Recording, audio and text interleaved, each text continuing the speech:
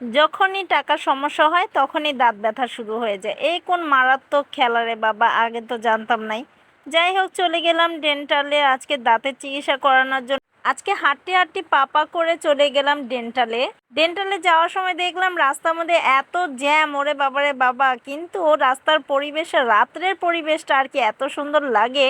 রাত্রে অনেকে ঘুরতে পছন্দ করে, তো আজকে আমি রাত্রেবেলায় এখানে হাঁটতে হাঁটতে করতে করতে দেখলাম আসলেই রাত্রেবেলা যারা ঘুরতে পছন্দ করে সেই পছন্দের মধ্যে একটা মানে আছে, ভালোই লাগে, খুবই মজা লাগে রাত্রেবেলা হাঁটতে, বিশেষ করে ঢাকা শহরে যেখানে নাকি লাইটিং ব্যবস্থা আছে। যাই হোক, ডেন্টালে এসেছি, ডেন্টাল নিয়ে আলোচনা শুরু করে দিই, সেটাই বেটার হবে।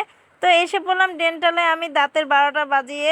আমরা আসলে দাঁতে যতক্ষণ না 12টা বাজে ততক্ষণ পর্যন্ত ডেন্টালে আশেপাশেও আসি না। যখন 12টা বেজে যায় তখন আমরা আসি একটু উকি দিতে। তখন দেখা যায় যে 1-2 টাকা আর কাজ সারে না, তখন 10 টাকা 20 টাকাই লেগে যায়। তো অনেক সিরিয়াল ছিল আজকে ডেন্টালে, অনেক সিরিয়ালের পরে অবশেষে আমার সিরিয়াল আসলে এবং কাজটা আমি সম্পূর্ণ করেই বের হলাম আলহামদুলিল্লাহ।